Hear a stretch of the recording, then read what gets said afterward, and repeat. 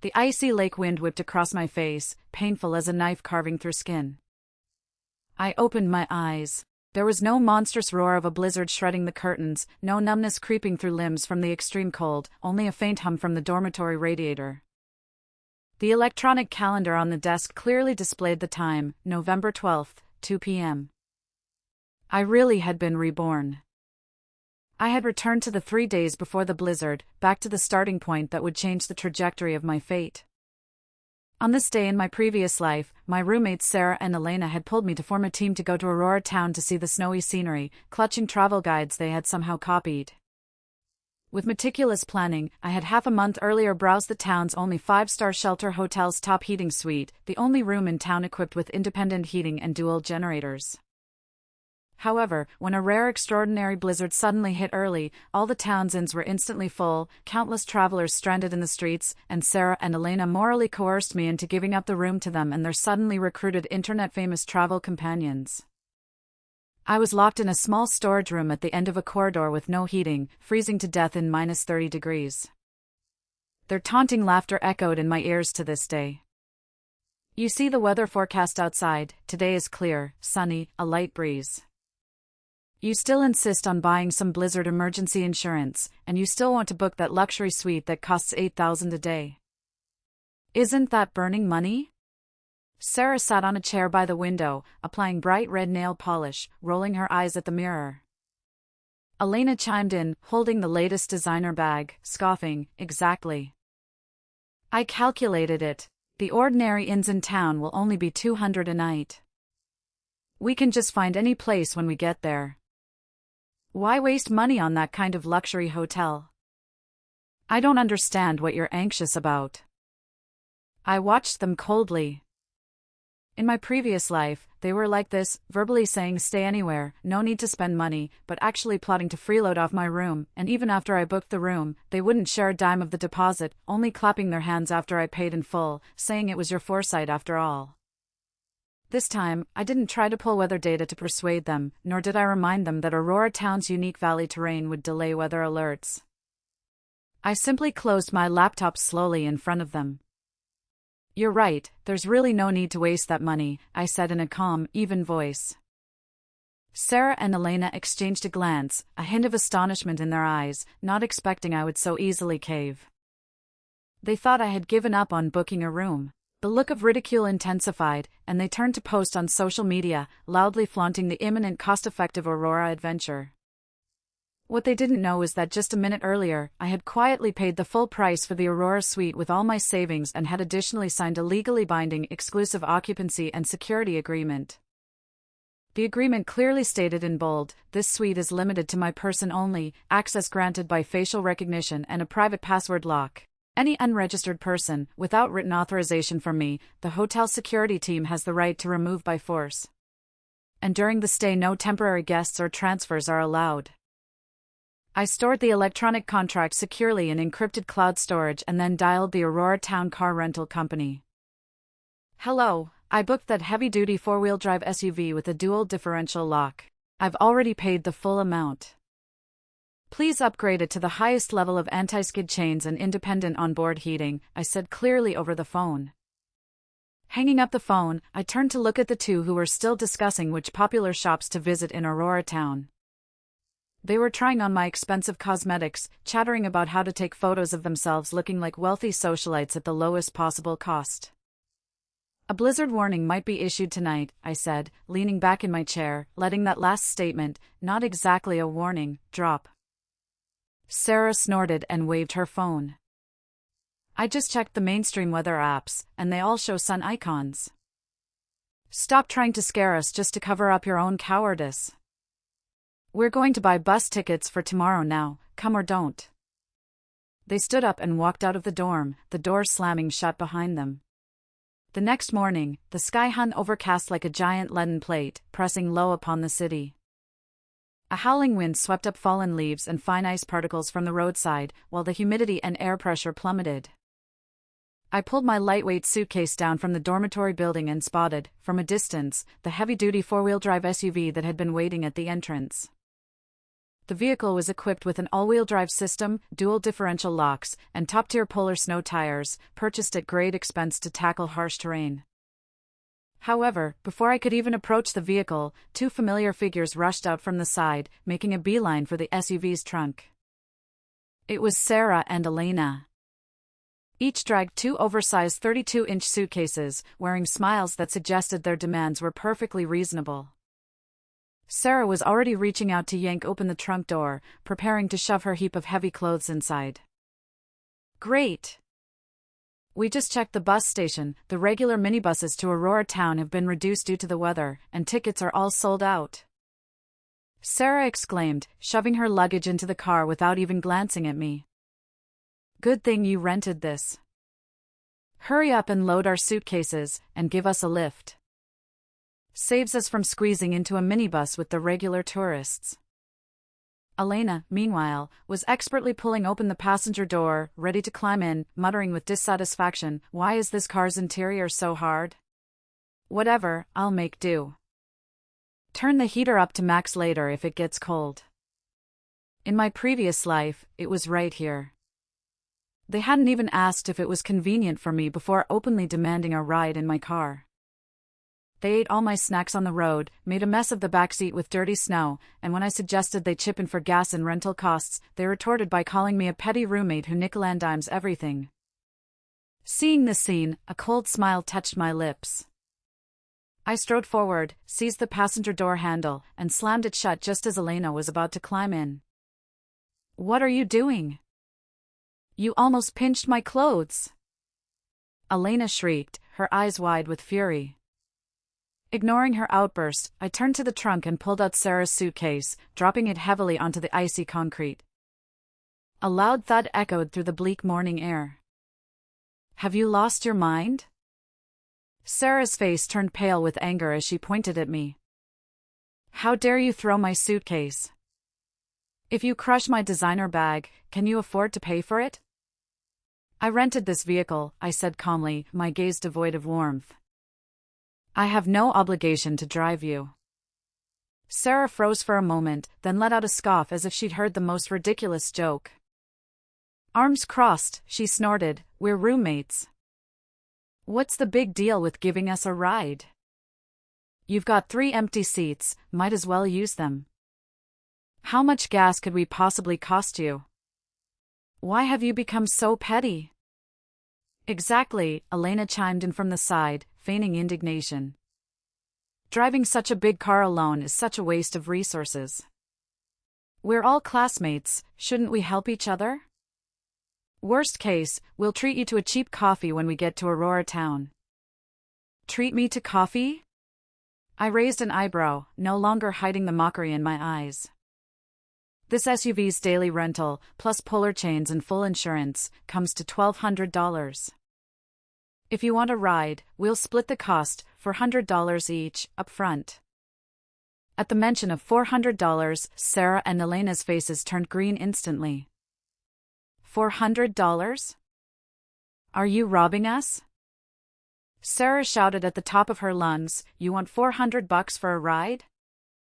A regular minibus ticket is only $20. This is pure extortion. Since a minibus ticket is only $20, why don't you go take one of those?" I took out my phone, opened the rental company's exclusive management app right in front of them, and pointed to the information on the screen. The screen clearly read, "This vehicle is under an exclusive passenger agreement. Driver, only the booking person is allowed. Unregistered passengers are strictly prohibited from boarding, otherwise insurance coverage will be void." "See that?" I said coldly. "I've already reported to the rental company. I'm the only passenger allowed in this vehicle. If I take anyone else without permission, the insurance won't pay a cent if something happens. So, you don't even have the right to get in. You! How could you do this in advance?" Elena pointed at the phone screen, her eyes red with anger. "This is deliberate. You never intended to take us from the start." "That's right, I did it on purpose. I admitted directly, not even bothering to fabricate a polite lie. This blunt admission left both of them speechless. In our past interactions, I had always been the one who considered the bigger picture, tried to keep the peace, and silently swallowed any losses. They were so accustomed to taking from me that they never expected me to tear off the facade today, not even willing to maintain the pretense. Fine. Just fine. Sarah, furious beyond reason, let out a bitter laugh and stomped her high heels. You think having some old car makes you special? It's not like you're the only one who can get to Aurora Town. We can take the minibus just fine.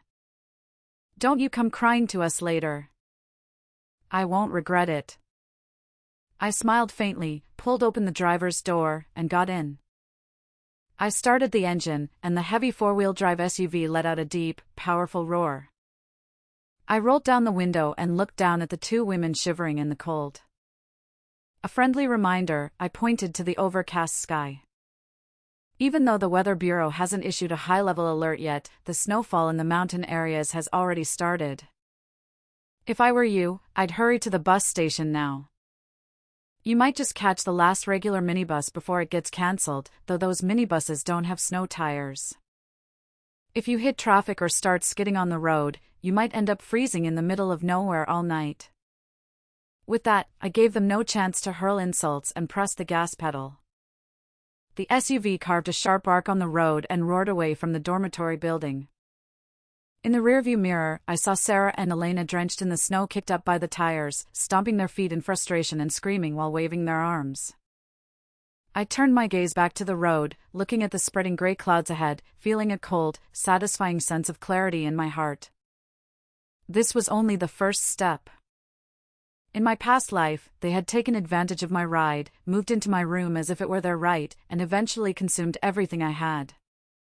In this life, not only had I cut off their free transportation, but I was also sending them down the path of public minibuses leading to their own demise. Based on my memories from the previous life, the mountain roads to Aurora Town would be completely closed in 3 hours due to an avalanche triggered by the blizzard. The regular minibuses would never make it to their destination, leaving passengers stranded in the freezing snow halfway up the mountain. Outside the glass window, the mountain wind whistled sharply, like countless wild beasts tearing frantically in the dead of night. At 4 p.m, the blizzard in Aurora Town arrived as scheduled, and its force was far more fierce than in previous years. The sky had completely darkened, and heavy snowflakes mixed with ice particles slammed against the hotel's floor-to-ceiling windows, making a crisp, snapping sound.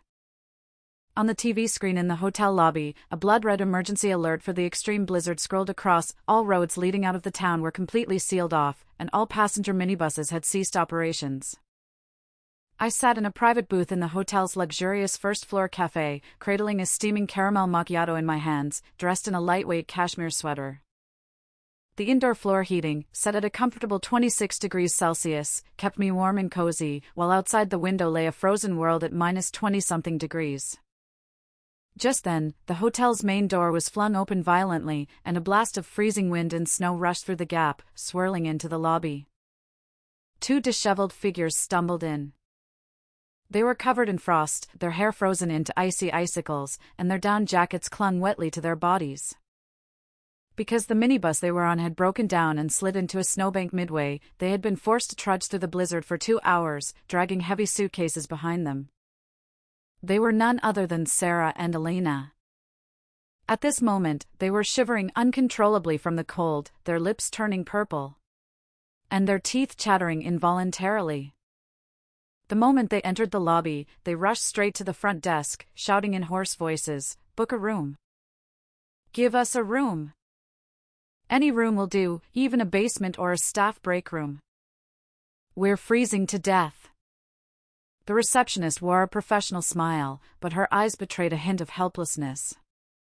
"I'm very sorry, ladies. Due to the sudden intensification of the blizzard, all tourists in the mountain area have been stranded here. Our hotel's rooms were fully booked 3 days ago." "What? Fully booked?" Sarah shrieked, her voice piercing from the extreme cold and fear. "What about other hotels? Other inns in the town?" All accommodations in the town were sold out 2 hours ago, the receptionist replied politely. Now, even the hallway carpets in ordinary hostels are reserved. Those words hit them like a sledgehammer. After freezing for hours in the snowstorm, the only belief that had kept them going was once we reach the hotel, we'll be warm. But now, that hope shattered in an instant. Then what do we do? It's minus 20 degrees outside, we'll freeze to death on the street. Elena screamed through her tears, which crystallized into ice on her cheeks the moment they fell. Suddenly, Sarah's peripheral vision caught sight of me sitting in the cafe booth. Her eyes lit up instantly, like a drowning person grasping at a lifebuoy, followed by a spark of greed and indignant anger. She grabbed Elena, and the two stumbled over toward me. So you're here. Sarah slammed her hand down on the marble table in front of me, making my coffee cup rattle slightly. You said you didn't have a reservation. How can you be sitting here? I took a light sip of coffee, slowly raised my head, and met her gaze with a calm, deadpan expression. When did I ever say I didn't have a reservation? I just said there was no need to waste that extra money. Stop playing word games with me. Elena's lips trembled from the cold, and she shouted urgently. If you have a room, hand over the key card right now. Sarah and I are about to freeze stiff, we need to take a hot shower immediately. Scenes from my past life flashed through my mind. In the last life, they were just as cold, shivering with indignation, using this self-righteous commanding tone to force me to give up the only suite to them, and I, stupid at the time, thought we're roommates, only to die of exposure in the attic. Why should you have it? I put down the porcelain cup, its crisp clink echoing clearly in the quiet cafe. I paid the rent, I signed the contract. This is my private space. Sarah sneered in anger, raising her voice 8 octaves, drawing the attention of many travelers lingering in the lobby. Your private space? We're roommates. In the face of this disaster, you won't lift a finger to save us? Has your conscience been eaten by dogs? You live alone in such a large suite, can 2 beds within it really not be shared? Exactly. Elena shouted in agreement, trying to use public opinion to morally coerce me. Everyone, come and look. This person is so cold-blooded. We're freezing to death, and she refuses to even let a roommate squeeze in. How could there be someone so selfish in this world? Spectators began to murmur, and a few cast strange glances. In an extreme environment like a blizzard, moral coercion is often the easiest weapon to wield. In the last life, I was forced to retreat by this moral high ground. However, in this life, I don't care about any moral shackles at all. I slowly stood up, pulled a pre-printed document from the pocket of my coat, and slammed it onto the table, then pressed the call bell on the table. 2 hotel security personnel in black suits and sturdy builds hurried over, running. Respectable lady, what can we do for you? The security captain bowed to me respectfully. I pointed to the document on the table and spoke in a voice loud enough for the entire hall to hear. I am the sole tenant of the 808 Top Aurora Suite. This is the private exclusive and security service agreement signed between you and our hotel. Clause 3 of the agreement clearly states that without my written authorization, any third party attempting to force entry or harass my room will be deemed an illegal intrusion. The security captain took the agreement and looked at it, his expression turning extremely grave. He turned to block Sarah and Elena like 2 black towers. Ladies, the captain said coldly, this suite is a highest-level VIP private customized room with completely independent property rights of use. Please leave this lady's private area immediately and do not cause trouble. Otherwise, we will, per the agreement, hand you over to the Public Security Bureau or escort you out of the hotel lobby. You dare? Sarah widened her eyes in disbelief at the security personnel. We're her roommates. We just want to come in to keep warm. I did not authorize your entry. I stepped behind the security personnel, looking down on them. In the last life, no, starting from this morning, we have no relationship at all. Want to stay in the suite? Pay for it yourself. If you can't book it, then endure it. You vicious woman. You will get your comeuppance. Elena shouted in a sharp voice, trying to rush me, but the security personnel roughly shoved her away, and she fell heavily to the floor. The security personnel looked at them coldly. If the two of you cause more commotion in the lobby or disturb the order, we will forcibly revoke your stay qualifications and have you escorted out of the hotel. Hearing the phrase escorted out of the hotel, and seeing the howling blizzard outside the window, Sarah and Elena were completely terrified. Losing the lobby as their only shelter, they wouldn't be able to endure outside for even an hour. They clenched their teeth, their eyes flickering with spite and unwilling hatred. In the end, all they could do was scramble to their feet under the disdainful and indifferent gazes of the crowd, slinking away to the coldest, windiest corner near the entrance of the hall, where hard wooden chairs sat like Lisa, cold and unyielding. There was no underfloor heating. The howling wind and snow continuously seeped through the door gaps, leaving them shivering like two homeless stray dogs. As for me, under the respectful escort of the security personnel, I elegantly swiped open the door to the private elevator and headed straight for the Aurora suite on the top floor, warm as spring. Inside the penthouse suite, the fireplace blazes with leaping orange flames, casting a bright and warm glow throughout the entire room. I change into comfortable silk pajamas, holding a cup of freshly brewed hot milk, and stand before the floor-to-ceiling windows. Outside, a blizzard rages, obscuring the sky, while inside, an unparalleled sense of comfort and coziness prevails. However, this tranquility is quickly shattered by the insistent vibration of my phone. I pick it up, and the screen displays dozens of missed calls and WhatsApp messages, almost all from classmates in our school group chat, major specific groups, and acquaintances I've crossed paths with. Even notifications from the school forum are flashing frantically. I open the forum, and at the very top of the homepage, a viral post stands out, its title written in glaring red, Exposure. A foreign student surnamed Lisa is heartlessly cruel, driving her roommate out of the heated dorm room during a blizzard, leaving her frostbitten and near death. The post includes a short, 15-second video. The footage has clearly been maliciously edited. In it, Sarah and Elena, covered in snow and ice, shivering on the lobby carpet, while I stand above them, expression cold, flanked by two burly security guards in black. The clip then shows the guards shoving them to the ground and my back as I turn to enter the private elevator. Beneath the video, Sarah's words, written with extreme anguish, condemn me. We endured countless hardships to reach Aurora town, thinking we had found a safe haven. Little did we expect that the roommate we've treated with such sincerity would not only book the hotel's only luxury suite but also refuse to let us in to escape the cold, and even call security to beat us and drive us out. Now the entire town's roads are closed, and Elena and I are left freezing in a corner of the lobby near a ventilation duct, our fingers already numb. If we freeze to death here today, she is the murderer. This post was shared thousands of times within half an hour. In the comments section, uninformed internet trolls and campus righteous warriors, filled with indignation, hurled overwhelming insults that nearly drowned me. How utterly vicious. Doesn't she have any empathy in the face of disaster? Does someone like this even deserve to go to college? The school should expel her immediately.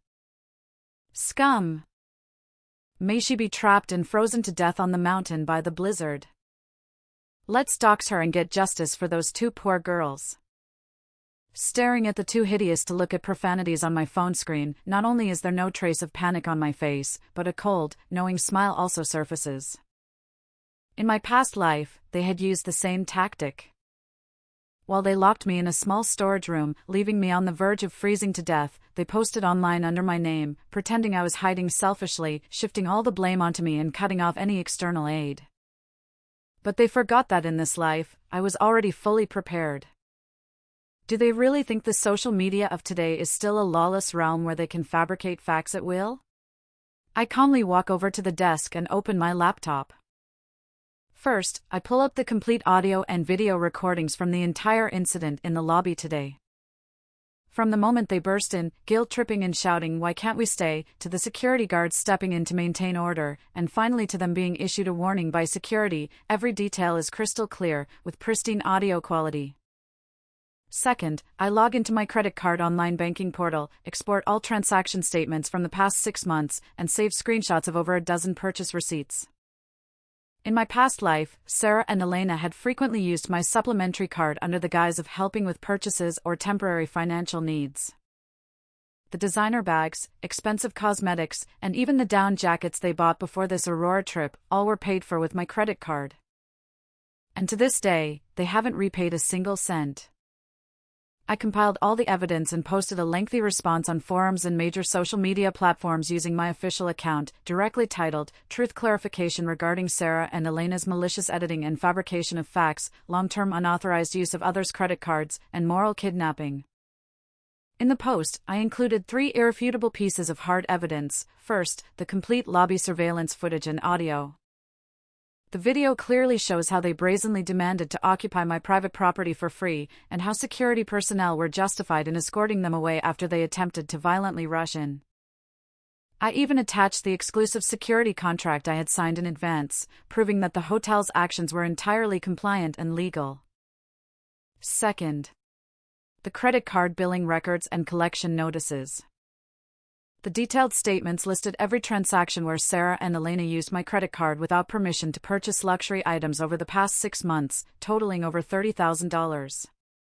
Accompanying these were chat logs showing my repeated requests for repayment, which they shamelessly refused, using the excuse that talking about money between roommates hurts feelings.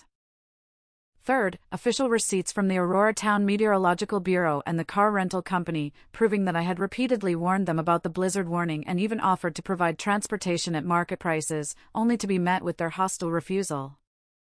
At the end of the post, I wrote in extremely cold and legally deterrent language, first, my suite is my legally leased private property, and I have no obligation to pay for any form of moral kidnapping. Second, regarding the unauthorized use of my credit card and malicious defamation, my legal team is currently in the process of filing a case and gathering evidence. I advise both of you to stay clear-headed in the freezing wind and prepare to face legal judgment. As soon as this response, which included high-definition recordings, online banking statements, and a preliminary lawyer's letter, was published, the online public opinion experienced a seismic shift overnight. The previous fervent rumors came to an abrupt halt, replaced by widespread shock and backlash across the internet. The comments section exploded. Holy crap! The tables have turned. These aren't some pitiful victims, they're clearly 2 deadbeats and scoundrels. Stealing over $30,000 to buy designer bags, and then having the audacity to morally kidnap someone into giving up their room? Their skins must be thicker than the ice in Aurora Town. The original video was obviously a malicious edit. The original poster kindly warned them about the blizzard, and they called her a coward. Now they're freezing and blaming who? Support the original poster in defending her rights. Call the police immediately to arrest these credit card thieves. In a matter of minutes, the anger of the netizens turned around, and an overwhelming wave of criticism and condemnation flooded Sarah and Elena's personal social media accounts. The weapon of public opinion they had originally tried to use against me turned into a sharp double-edged sword, stabbing them right in the chest. Shivering in the corner of the lobby, Sarah and Elena stared at their phones, seeing thousands of messages telling them to pay up and go to jail, as well as comments under the school's official account demanding strict action against their moral and legal violations. Nightfall had completely swallowed Aurora Town, and the howling of the blizzard sounded like 10,000 ghosts wailing. Because the wind and snow damaged part of the town's power lines, the hotel lobby lights began to flicker violently and eventually sank into semi-darkness with only a faint emergency indicator light clinging to life in the cold wind. At the ventilation vent in the corner of the lobby, the temperature had already dropped below freezing. Sarah and Elena were turning purple from the cold, trembling all over, and could only be driven by hotel staff to the underground temporary staff lounge like stray dogs. There was no underfloor heating, and the place was also filled with a damp, moldy stench, but at least it could somewhat block the wind. Why? Why does that B*TCH get to stay in the warm, comfortable top suite drinking champagne, while we have to curl up like mice in this broken basement?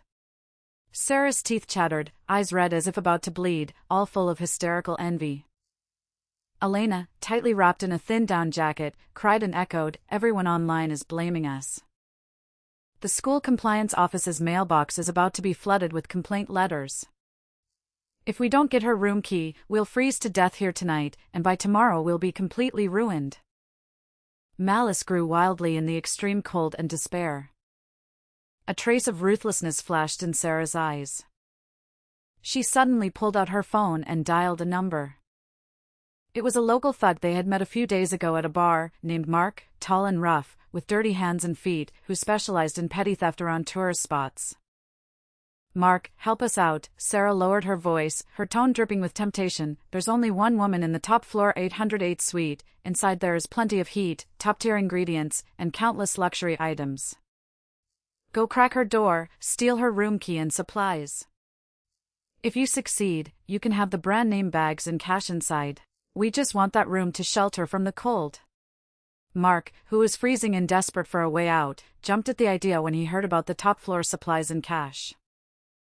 Half an hour later, taking advantage of the chaos in the hotel building caused by the partial power outage, Mark led two thugs armed with iron bars and lockpicking tools up to the top floor by crouching low. Sarah and Elena followed behind, their eyes gleaming with fanatic greed, as if they could already see me being trampled and pleading at their feet. However, they had no idea that from the moment they stepped out of the underground, every move they made had already fallen into my control. In this life, from the very moment I checked in, I installed independent wireless infrared thermal imaging surveillance outside the suite door and in the hallway corners, directly connected to my phone and the hotel's main security control system. Right now, I was leisurely leaning on a warm sofa, watching three sneaky figures on my phone screen and two roommates trailing behind, a cold sneer curling at the corner of my mouth. In the last life, they used a similar tactic to steal my keys and lock me in a cold attic.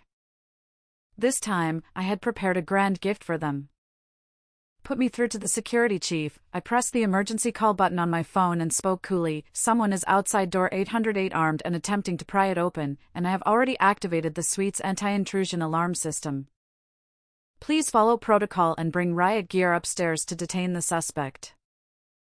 Almost the exact moment Mark drew out the high-pressure crowbar and stabbed it into the smart lock seam, the air crackled with a sharp, dangerous sound, buzz. A piercing alarm, at 120 decibels, so loud it could tear the night sky apart, suddenly exploded along the entire top-floor corridor.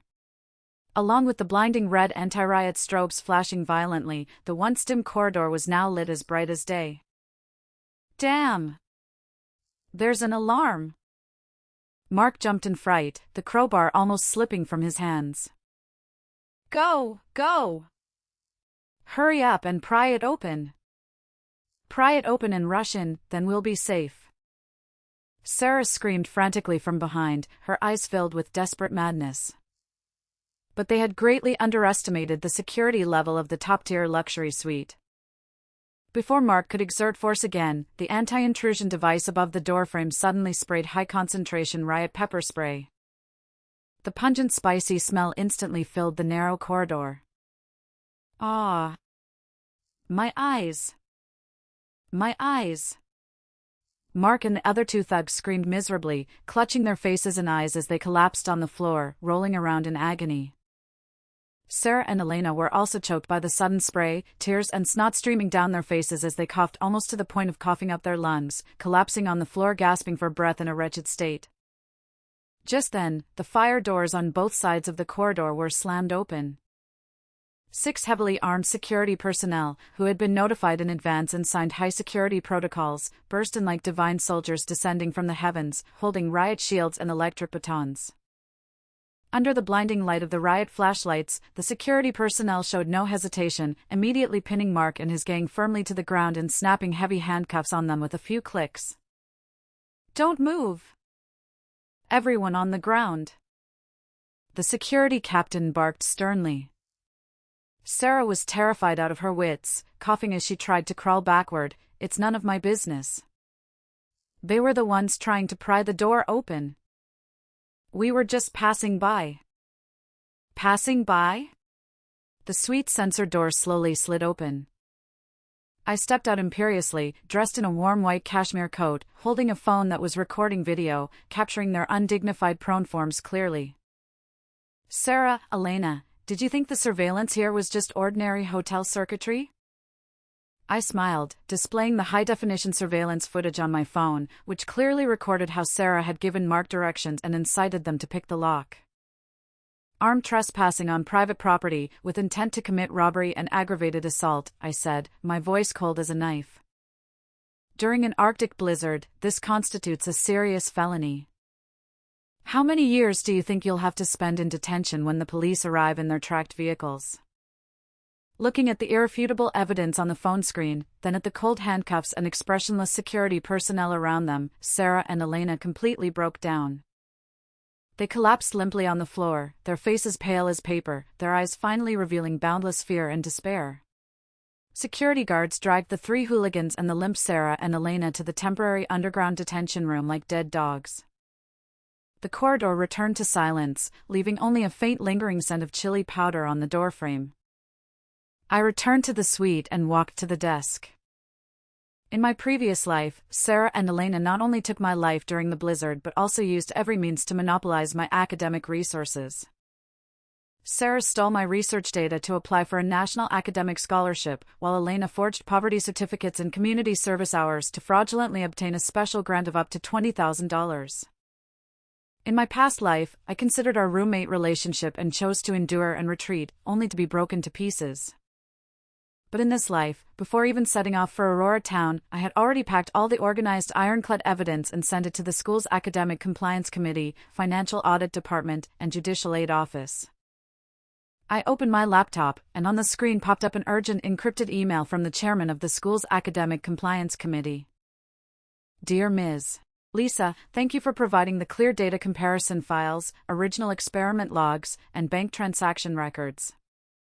After an emergency meeting and discussion by the Compliance Committee, we have confirmed that Sarah is suspected of severe academic plagiarism and data fabrication, while Elena is suspected of forging official documents and fraudulently obtaining a scholarship. The procedures for revoking the scholarship and expelling her from the program have been officially initiated. Copies of the disciplinary notice have been sent to the local police and the guarantors of both parties. I looked at the two official disciplinary decisions attached to the email, stamped with the school's official seal. And a cold smile curved the corners of my mouth. I printed out the PDF files of the disciplinary decisions and headed back down to the temporary underground detention room with the printed copies. The basement was chillingly cold, with only a low-wattage emergency light flickering dimly. Sarah and Elena were handcuffed to iron chairs, shivering uncontrollably, their faces pale and their eyes filled with despair and resentment. Seeing me walk in, neatly dressed and with a healthy flush on my cheeks, Sarah, her teeth chattering, spat viciously, "Bitch. Don't get too cocky. Once the blizzard passes and we're back at school, I'll expose you to my supervisor." Expose me? I raised an eyebrow and shook my head lightly. Sarah, you might not have the chance to return to school. I reached out and slapped the two disciplinary notices, printed in black and white, onto the table in front of them. Elena leaned in to look. When she saw the blood-red characters revocation of scholarship, recovery of all illegal gains, and expulsion from the program, her eyes nearly popped out of her head, and she let out a shrill scream, "No. This can't be. How could the school know about this? It was you. You did this to me. It wasn't me who harmed you. You brought this upon yourselves," I said coldly. "The official seal on the forged community service certificate, I helped you verify it through the notary office. The bank records showing you transferred the scholarship funds into your own luxury bag account, I submitted those to the financial department. Those who do evil will inevitably face retribution. This is called karma." Sarah had now seen her own notice. It clearly listed every time point at which she had stolen my experimental data, and even the IP addresses she had used to try to delete my computer logs were thoroughly traced by the technical department. My scholarship. My degree. Sarah's face turned ashen, and she collapsed weakly as if all her strength had been drained. In her previous life, she had used my stolen work to secure a guaranteed graduate school admission at a prestigious university. In this life, her life would be utterly crushed at the starting line. By the way, I'll remind you, I bent down and whispered extremely softly yet cruelly in their ears, the reimbursement money must be paid in full within 30 days, otherwise the judicial authorities will enforce it by auctioning off your assets. Not only will you be unable to read, but you will also bear a lifelong blacklist of lost trust. Chapter 7, The Blackout and Resource Lockdown. At 1 a.m., the blizzard reached its peak. A harsh screech of metal on metal later, Aurora Town's main power grid collapsed entirely, plunging the entire hotel into dead silence, darkness, and freezing cold. Without the central heating system, temperatures in the lobby and basement plummeted. Within just half an hour, a thick layer of white frost coated the walls, and stranded tourists on the lower floors shivered uncontrollably, their cries of distress and complaints merging into a chorus of despair. However, the scene at the VIP area on the hotel's top floor was starkly different. As the highest-rated shelter suite in town, my Aurora suite was connected to an independent backup diesel generator. The instant the main grid went down, the smart generator activated automatically. The underfloor heating in the suite continued to radiate warmth, flames danced in the fireplace, and the temperature-controlled thermos on the table still held steaming hot black tea. Dressed in comfortable fleece loungewear, I sat by the heater on the balcony, savoring the freshly baked pizza specially prepared by the hotel's head chef. Just then, a frantic and chaotic pounding echoed from the door. I checked through the smart peephole and saw Sarah and Elena somehow having snuck out of the basement during the staff's chaos over the power outage. They shivered violently, their fingernails purple from the extreme cold, huddled together and gazing at the camera with eyes full of near-pleading desperation. "Lisa.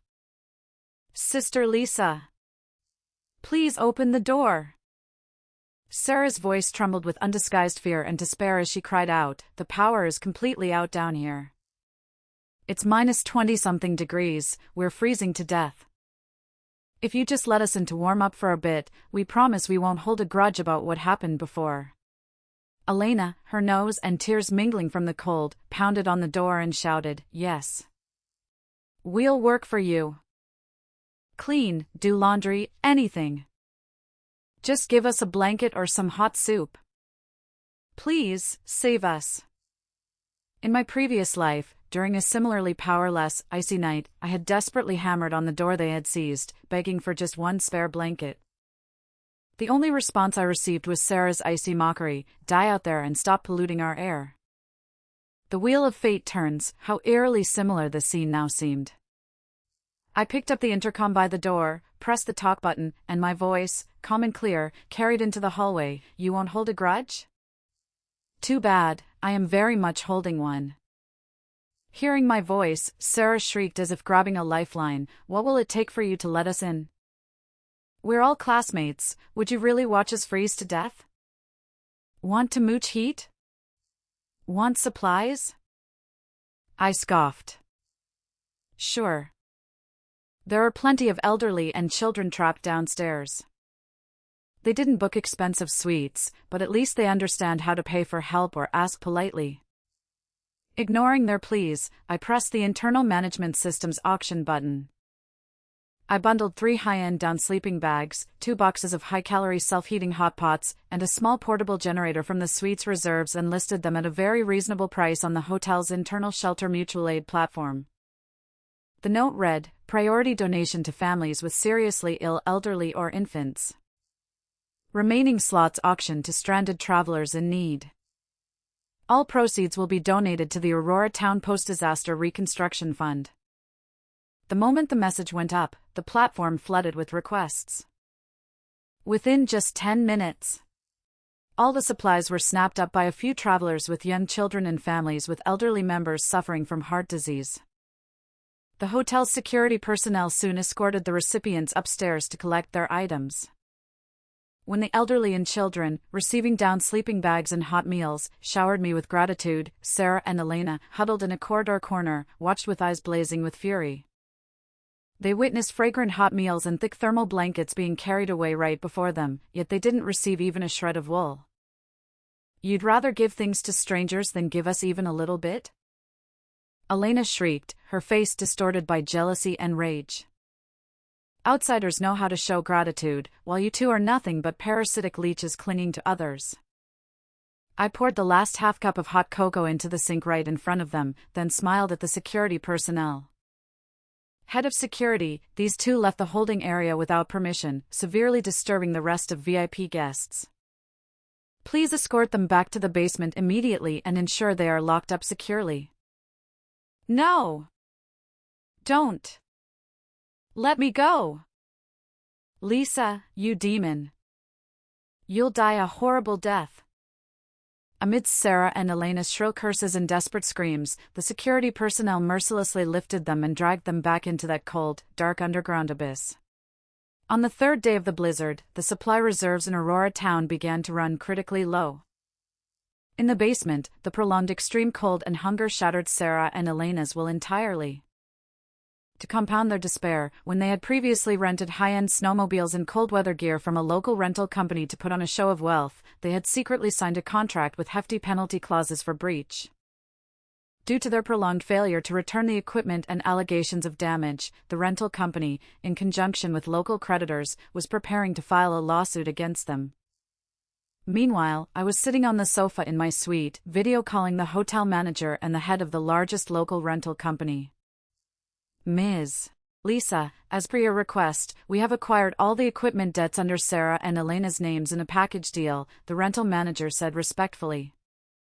Now you are their sole creditor, and you can demand they repay this immediate debt of $15,000 at any time. Very good, I smiled and ended the call, then immediately contacted the basement guards, instructing them to leak a special message to the two women. The message was simple: due to an anonymous VIP sponsor on the top floor, the hotel would provide one last shelter single room with independent heating and food. However, there was only one spot, and it would go to the person whose debt repayment status was better and who could provide a valid guarantee. This news was like a piece of meat thrown into a pack of starving wolves, instantly breaking the fragile alliance between Sarah and Elena. In the corner of the basement, the air froze to the point of condensation. Sarah stared at Elena intently, her eyes flickering with madness and coldness. Elena, that spot should be mine. Although my school enrollment is under investigation, my family still has some assets. Once I get out, I'll definitely find a way to save you. Elena laughed in exasperation, her frostbitten purple face twisting. Get lost, Sarah. Your family went bankrupt long ago, you even used someone else's credit card. My situation is much better than yours. Only if I get the spot can I find someone to save both of us. Bullshit. Sarah sprang to her feet, screaming and pointing at Elena's nose. If you hadn't insisted on coming to Aurora town to check in, would I have ended up like this today? It's all your fault. My fault? Elena rushed forward in retaliation, grabbing Sarah's hair. Who is it that said it was a waste not to spend Lisa's money? Who stole her supplementary card to buy bags? All the ideas were yours, and now you're trying to shift the blame onto me? Anger, fear, and an extreme desire for survival completely burned away their last shred of reason. The resentment built up over days erupted in an instant. Sarah screamed and brandished her nails, leaving bloody scratches on Elena's face. Elena, like a madwoman, crashed into Sarah. Both fell heavily onto the cold cement floor, strangling each other's necks, wildly grappling and tearing at each other. The spot is mine. Go to hell. You bitch. Die. Curses and painful screams echoed in the narrow basement. They rolled recklessly on the dusty, frost-covered floor, tearing at each other's already thinned down jackets, feathers scattering like snowflakes. The long and bone-chilling torment in the basement, accompanied by the two women's bleeding heads and hoarse screams, finally came to a turning point on the morning of the fourth day. The fierce blizzard that had raged for days finally showed a slight decline. The overwhelming blanket of white snow in the valley gradually receded into sparse ice particles. However, for the stranded tourists in Aurora town, this might be a glimmer of hope, but for Sarah and Elena, it was merely the prelude to the formal issuance of their death sentence. Because the snow on the roads was too thick and the mountain roads had not yet been cleared, ordinary police cars and rescue vehicles could not pass. But hours before the snow weakened, I had already rushed all evidence through the Emergency Judicial Liaison Channel to the State Police and the Federal Anti-Fraud Joint Investigation Unit. The heavy 10 snow-tracked vehicle, with its dull and deafening roar, crushed the meters-deep snow outside the hotel and headed straight for the main entrance. Police lights flickered with cold, piercing red and blue beams amidst the swirling snow. With a loud crash, the main doors were pushed open, and several officers clad in cold-weather tactical gear, armed with body cameras and arrest warrants, strode into the hotel lobby. The lead sergeant wore a stern expression, his eyes sharp as a hawk's. "We have received an emergency judicial complaint and arrest warrant," the sergeant's deep yet authoritative voice echoed through the lobby, "to apprehend the suspects Sarah and Elena, who are wanted for serious credit card fraud, theft, forgery of official documents, and conspiracy to commit aggravated intentional assault. Hotel security is requested to assist in the search." The stranded tourists in the lobby gathered around, whispering amongst themselves. When security personnel brought Sarah and Elena up from the basement, injured all over, hair disheveled, their down jackets torn to shreds, a collective gasp of shock and disgust rippled through the crowd. The two women now bore bloody scratch marks on their faces, dark circles under their eyes, and lips cracked and peeling from extreme cold and dehydration. They huddled together, eyes vacant, bearing no trace of their former polished socialite appearance. "Officer! Officer, we're the victims." Upon seeing the police, Sarah scrambled toward them like a drowning person clinging to a lifebuoy, crying hysterically. "The woman upstairs. Lisa. She abused us. She had food and heat but locked us in the basement. We want to press charges." Elena echoed through her sobs, pleading, "Yes. We're wrongly accused. We just had a personal dispute with her. Those bills were voluntary charges she let us make. We didn't commit any crimes." The sergeant's face remained impassive in the face of their lies and wails. He coldly produced a thick stack of legal documents and detention orders, slapping them directly onto the counter in front of Sarah. "Ms. Sarah, Ms. Elena," the sergeant switched on his body camera and began reciting in an emotionless, official tone, "Pursuant to an arrest warrant urgently signed by the judge, you now face the following criminal charges. First, for allegedly unauthorized repeated use of others' credit cards over the past 6 months, totaling 3 instances of $2,000 each, constituting major financial fraud and theft. Second, for allegedly forging official seals and academic documents of social welfare agencies to fraudulently obtain national student grants, for which the relevant departments have formally filed a case. Third, and most seriously, during the extreme weather event, you conspired with organized crime members such as Mark, armed with weapons, to forcibly break into a private residence with intent to commit robbery and assault. Surveillance footage, audio recordings, and the confessions of accomplices like Mark have formed a complete chain of evidence." With each charge the sergeant recited, Sarah and Elena's faces grew paler. When it came to the final charge of attempted robbery and assault, their legs went completely weak, and they collapsed heavily onto the marble floor with a thud. "No. This can't be. How could Mark betray us?" Sarah muttered, her eyes filled with despair and disbelief. "In the face of irrefutable evidence, no one will take the fall for you." I stepped out of the private elevator, dressed in a sharp black trench coat and tall leather boots, gazing down at the two figures sprawled on the floor with cold, scrutinizing eyes. "Sarah, Elena, did you really think that hiding in this remote town would shield you from external judicial proceedings? A blizzard can block mountain roads, but it can't stop the reach of the law." The sheriff gave me a slight nod of acknowledgement. "Ms. Lisa, thank you for the real-time cloud surveillance and notarized billing records. The evidence is more than sufficient for the judge to deny bail." With a wave of his hand, the sheriff signaled. 2 tall officers stepped forward, cuffing Sarah and Elena with a harsh click of heavy, icy metal restraints. "Let's go, ladies," the officer said, dragging them to their feet without mercy. The biting cold of the handcuffs sent a shiver through Sarah. She finally realized what she was facing, not a minor schoolyard spat, but years, even over a decade, behind bars. Her life, her future, her reputation, shattered in that moment. "Lisa! I was wrong. I really was wrong."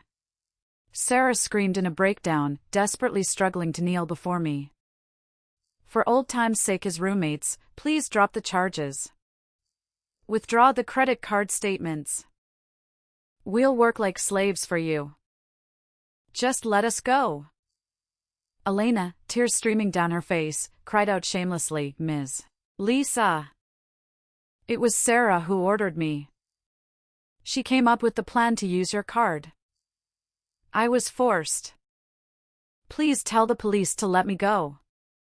Even at this point, they continued to shift blame, revealing their ugly natures in full. I didn't even spare them a glance, simply turning to the sheriff and saying calmly, Officer, I will not accept any form of private settlement or withdrawal of charges. I demand full legal prosecution for all criminal responsibility and complete restitution of losses. Rest assured, the law will deliver justice, the sheriff said solemnly. Under the watchful eyes of tourists, filled with disdain, disgust, and applause, Sarah and Elena were roughly shoved into the rear compartment of a snow-covered tracked vehicle, its cold steel scent lingering, as if they were being transported like dangerous criminals. The first ray of sunlight after the blizzard settled illuminated the snowfield, casting a blinding white glare. Yet, for Sarah and Elena, who had just been delivered to the county police station's holding cell, their world had plunged into eternal night. As the official police report went viral online, this vicious incident in Aurora town during the blizzard quickly climbed to the trending lists across major news platforms. The entire sequence, from their credit card fraud, colluding with delinquents to pick locks and break in, their apprehension by security, to their final handcuffing and being escorted onto the transport vehicle, was watched by tens of millions of netizens. The outrage of public opinion erupted with the force of a gale sweeping away fallen leaves. The online trolls who had once blindly followed the trend, even helping them attack me, now felt an unprecedented sense of being fooled and enraged. Their personal social media account comment sections were instantly drowned by hundreds of thousands of vitriolic remarks, their names forever nailed to the pillory of morality and law. In the frigid visitation room of the holding cell, Sarah and Elena, clad in unflattering orange suspect vests, stared with ashen faces through the thick bulletproof glass at the school representatives and legal counsel opposite them.